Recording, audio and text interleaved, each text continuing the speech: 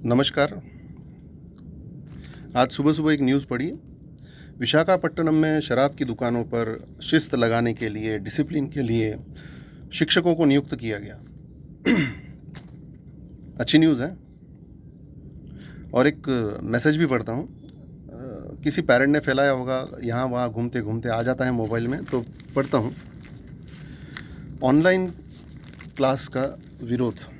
Zoom app safe नहीं है, सरकार के हिसाब से बिल्कुल सुरक्षित नहीं है। नेट बैंकिंग हम मोबाइल से करते हैं, क्या स्कूल इसकी जवाबदेही लेता है? 5-6 बार दिन में क्लासेस चल रही है, मोबाइल गर्म हो रहा है, अगर कोई दुर्घटना होती है तो जिम्मेदार कौन? बच्चे होमवर्क भी मोबाइल पर करता है, तो 9 घंटे मोबाइल पर होने से उसकी आंखों का क्या? 2 बच्चे हैं तो 2 मोबाइल चाहिए, और 9-9 घंटे अगर मोबाइल पर रहेंगे तो उनके पेरेंट्स कब मोबाइल देखेंगे? बीच बीच में मोबाइल चार्जिंग करना पड़ता है, तब रेडिएशन का खतरा बढ़ता है, उसका क्या? 1.5 GB डेटा मिलता है, वो पूरा नहीं पड़ता। माता पिता को अगर स्कूल को फीस देनी है तो माता पिता के मासिक वेतन की गारंटी कौन लेता है? हर किसी को नुकसान हो रहा है तो स्कूलों को क्यों नहीं नुकसान हो? हम लॉकडाउन में कुछ कमा नहीं रहे तो स्कूल कम फीस क्यों नहीं ले? बच्चों की सेहत से खिलवाड़ मतलब उनके भविष्य से खिलवाड़। ये पूरा मैसेज पढ़ने के बाद मन में विचार आया कि क्या साजिश है, क्यों ऐसा लिखा होगा? ऑनलाइन नहीं पढ़ाना चाहते हैं बच्चों को, सारे पेरेंट नहीं चाहते हैं। पेरेंट चाहते हैं बच्चों को पढ़ाएं, जो जिम्मेदार पेरेंट है वो चाहते हैं पढ़ाएं। और ये मैसेज ज़्यादातर फॉरवर्ड कौन कर रहे हैं? जिनके बच्चे स्कूलों में पढ़ नहीं रहे हैं, या तो जिनकी शादियां नहीं हुई है, बैचलर्स है लेकिन बैठे हैं मोबाइल पर, अब क्या करें, कर दे फॉरवर्ड, इस तरह के लोग। और इससे समस्या और खड़ी हो रही है। क्यों बोलते हैं फिर गुरुर ब्रह्मा गुरुर विष्णु गुरुर्देव महेश्वरा, गुरु साक्षात परब्रह्म तस्मै श्री गुरुवे नमः। गुरु पूर्णिमा मनाते हैं, शिक्षक दिन मनाते हैं, बड़ी बड़ी बातें करते हैं, क्यों? ये सब लिखने के लिए? स्कूलों को फीस देने में ही प्रॉब्लम है। ये समस्या तो बहुत पहले से है, अभी तो ये तो कारण है महामारी का। लेकिन स्कूलों को फीस देने के लिए कई बार अखबारों में स्कूल लूट मचा रखी है, लूटने का धंधा कर रहे हैं स्कूल। एक बात बताऊं, अगर आपको कोई लूट रहा है तो आप वहाँ पे क्यों जाके लुटवा रहे हो? ये कुछ पेरेंट्स हैं जो उस चीज़ों को समझते हैं और स्कूलों के साथ खड़े रहते हैं, सपोर्ट करते हैं, शिक्षकों के साथ खड़े रहते हैं और स्कूलों को सपोर्ट करते हैं। प्राइवेट स्कूल्स जैसे मानो दुश्मन हो गई हो। प्राइवेट स्कूल के टीचर्स मानो गुलाम हैं। एक बात बताऊं, प्राची झा जो टीचर है झारखंड की, उसमें बहुत अच्छा कहा कि प्राइवेट स्कूलों के टीचर्स को कमज़ोर समझते हैं। क्यों कमज़ोर समझते हैं? कमज़ोर नहीं है, वो आपके बच्चे का निर्माण कर रहे हैं, उसके भविष्य का निर्माण कर रहे हैं। रही बात जूम ऐप की, तो आप मैनेजमेंट को, स्कूल को, प्रिंसिपल को रिक्वेस्ट कर सकते हैं कि भाई जूम ऐप मत चलाइए, और अगर इसके सेफ्टी प्रिकॉशंस क्या है वो हमें बता दीजिए। क्योंकि सेम टाइम आप नहीं, टीचर्स भी जूम ऐप यूज़ कर रहे हैं। डेटा की बात करते हैं, मैं आपको बताऊं, कुछ टीचर्स ऐसे हैं जो बहुत रिमोट में हैं, जिनको नेटवर्क नहीं मिलता है प्रॉपर, फिर भी वो पढ़ा रहे हैं। रात के समय देर से उठकर जाकर जहाँ नेटवर्क आता हो वहाँ जाके अपना वीडियो रिकॉर्ड करके यूट्यूब पर अपलोड करते हैं। मैं जानता हूँ ऐसे टीचर्स को। टीचर्स भी समस्या से ग्रस्त है, बहुत सारी समस्याएं हैं टीचर्स को। घर में छोटे बच्चे हैं उनको भी देखना है, या बड़े बुजुर्ग हैं उनको भी देखना है, साथ में क्लास भी देखना है, और बच्चों के डाउट्स व्हाट्सएप पर न जाने किस समय आ जाते हैं। सुबह 6 बजे आएंगे तो शाम को रात को 10 बजे आ जाएंगे। अब वो मैसेजेस देखकर उनके डाउट्स है तो वो क्लियर करने हैं, यूट्यूब पर अपना वीडियो अपलोड करना है, या ऑनलाइन क्लास लेनी है। ये सारी चीज़ें करते समय इतना आसान नहीं है। Teachers are not practice to this, वो इसमें तैयार नहीं है और अचानक से उनको ये करना पड़ रहा है, तो मेहनत ज़्यादा लग रही है, समय ज़्यादा जा रहा है। समय कम हो मोबाइल यूज़ का। अगर किसी भी पेरेंट्स को लगता है कि भाई बहुत ज़्यादा समय हो रहा है, 5 घंटे 6 घंटे ज़्यादा हो रहा है, तो उसका समय कम करवा सकते हैं। और प्राइमरी के जो बच्चे हैं उनके लिए तो बहुत कम समय होना चाहिए, उनके लिए तो 1 घंटा 2 घंटा भी बहुत ज़्यादा हो गया। करस्पॉन्डेंस लर्निंग जो है वो कॉलेज स्टूडेंट्स के लिए, बड़े बच्चों के लिए ठीक है, स्कूल गोइंग बच्चों के लिए नहीं। स्कूल में तो बच्चा टीचर सामने पढ़ा रहा हो तो बच्चा उसको डाउट पूछे, सवाल जवाब हो, टीचर उसको डाउट क्लियर करे, यही तरीका सही है। फिर भी टीचर्स अपनी मेहनत कर रहे हैं तो उनको शाबाशी देनी चाहिए, स्कूलों को धन्यवाद देना चाहिए, ना कि ये सवाल खड़े करने चाहिए। और फीस के बारे में एक बात बताऊं, जितना पॉसिबल है बात तो कीजिए मैनेजमेंट से। ये मैसेज सारी दुनिया में फैलाने से पहले मैनेजमेंट से बात कीजिए, स्कूल से बात कीजिए कि 4,000 की जगह पे मैं 2,000 अभी भर पाऊँ, 2,000 जब नॉर्मल हो जाएगी लाइफ तब मैं भर पाऊँ तो। और सारे पेरेंट्स की हालत ऐसी भी नहीं है। प्राइवेट स्कूल में कौन पढ़ाता है, सब जानते हैं। अब कुछ स्कूलों के चलते होंगी, कुछ स्कूलें लूटती भी होंगी, ज़्यादा फीस लेती होंगी, तो क्यों जाते हो ऐसे स्कूलों में? जहाँ बहुत ज़्यादा फीस है वहाँ पे क्यों जाने का? जहाँ पे अपनी हैसियत के हिसाब से हम सब जगह जाते हैं। दुकान में जाते हैं, टीवी खरीदने जाते हैं, 50,000 का भी टीवी होता है, लाख रुपए का भी टीवी होता है, 25,000 का भी होता है। मेरे जेब में 25,000 है तो हम क्या करते हैं, 25,000 का टीवी खरीदेंगे। अपना अपना तरीका है। प्लेन से हम जा सकते हैं, ट्रेन से जा सकते हैं, या बस से जा सकते हैं। क्या करते हैं हम? जो प्लेन से जा सकता है वो प्लेन से जाएगा, जो बस से जा सकता है वो बस से जाएगा, है ना। अब इसमें कि नहीं भाई मैंने टिकट तो लिया है बस का और मैं जाऊंगा प्लेन से, ये होना चाहिए। मुझे जाना भी जल्दी है और मुझे जाना प्लेन से ही जाना है। तो ऐसी ज़बरदस्ती तो आप नहीं कर सकते। फिर स्कूलों के साथ ज़बरदस्ती क्यों ये ज़बरदस्ती स्कूलों के साथ की जाती है? फीस भरने के नाम पे अब फ़ी रेगुलेशन एक्ट आ गया है, ठीक है, जांच पड़ताल करके जिस हिसाब से फ़ी बढ़नी चाहिए बढ़ रही है। सारी स्कूलों को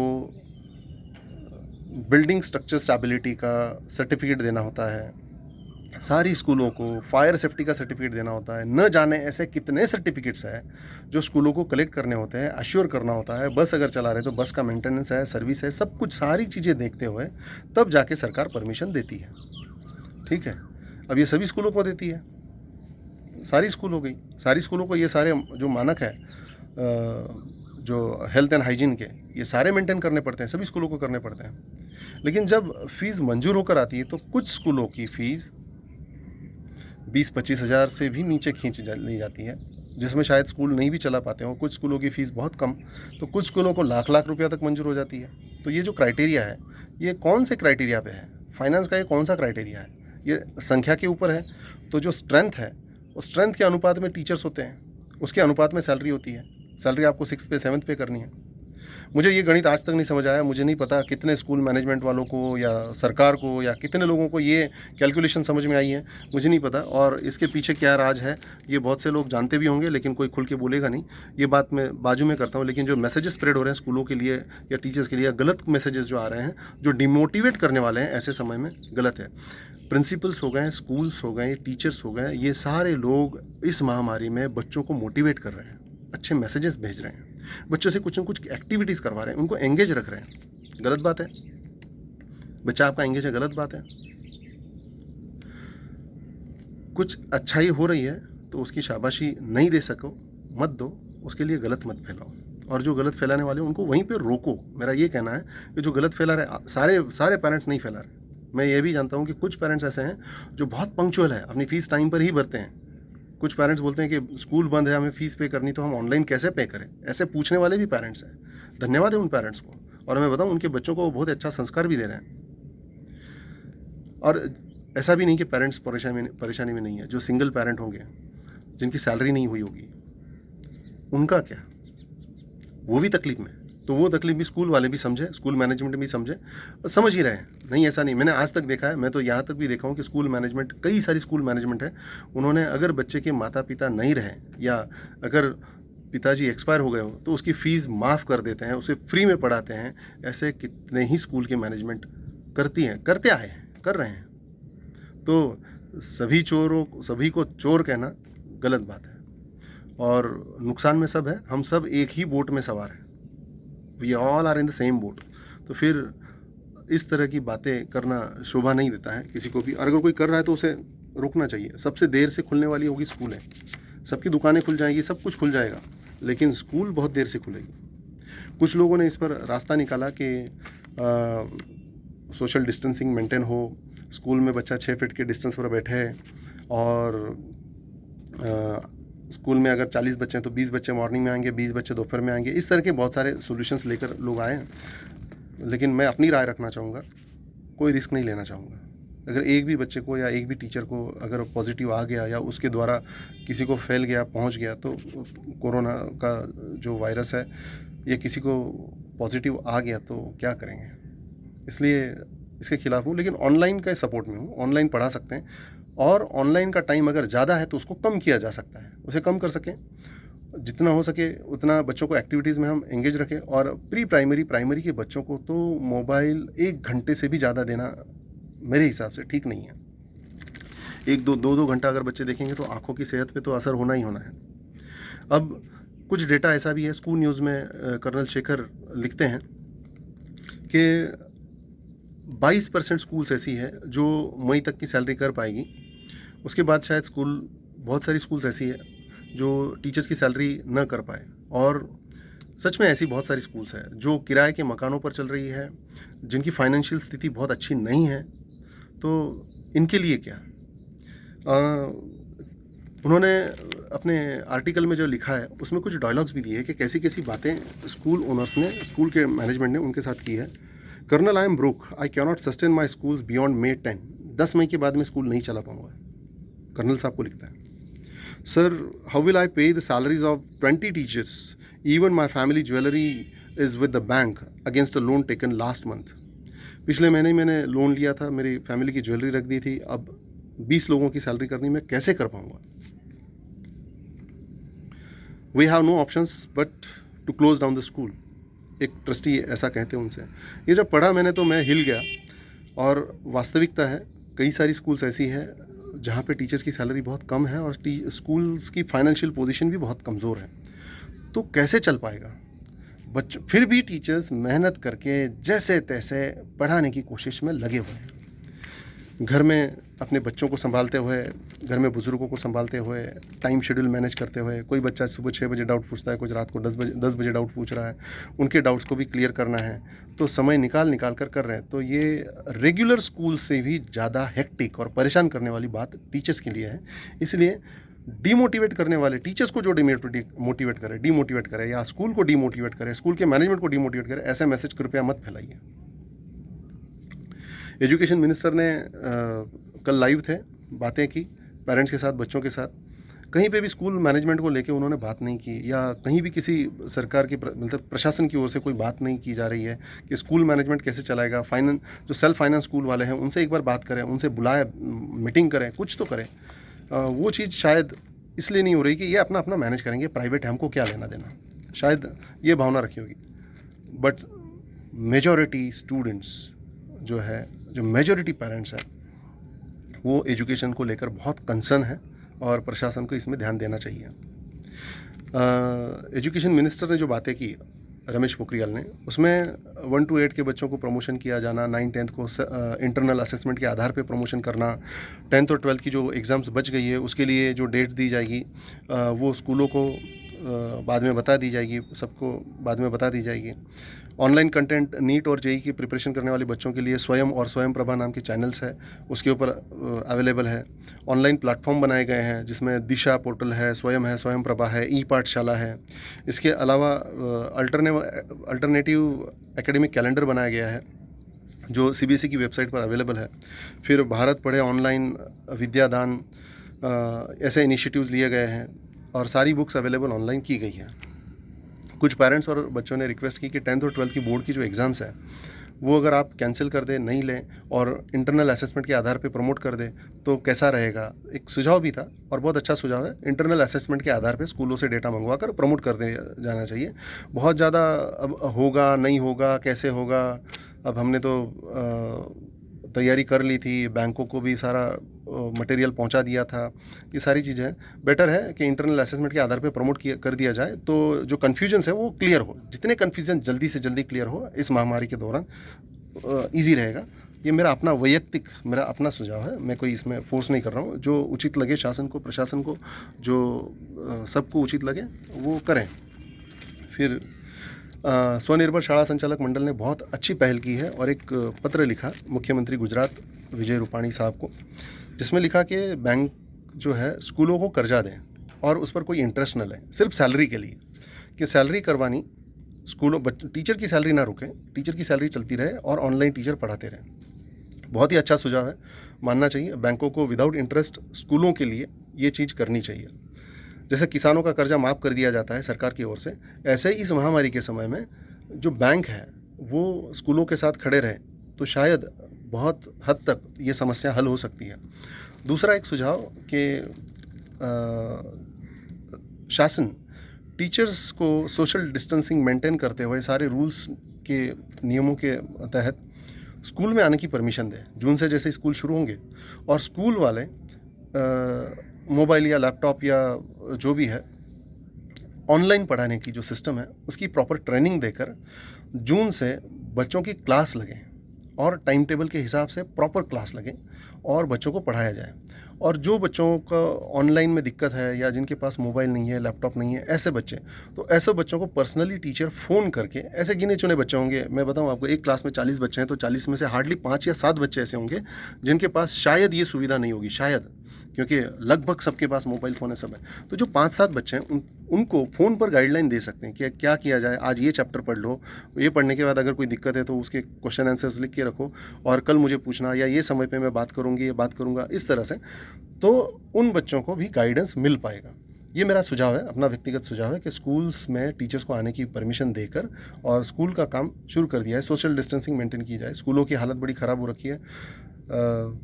इन 40-50 दिनों में जो स्कूल का ताला भी नहीं खोला गया है, वो स्कूलों में आप जाके देखेंगे तो इतनी धूल है, इतनी मिट्टी है, मैं बताऊं कितने सारे कंप्यूटर्स बिगड़ जाएंगे, चूहे कतर लेंगे, फाइल्स ख़राब हो जाएगी, न जाने क्या क्या हो जाएगा, पता नहीं। लेकिन स्कूल्स को खोलकर उसकी सफाई हो प्रॉपर और वहाँ पे स्टाफ आए और उनका रूटीन शुरू हो जाए।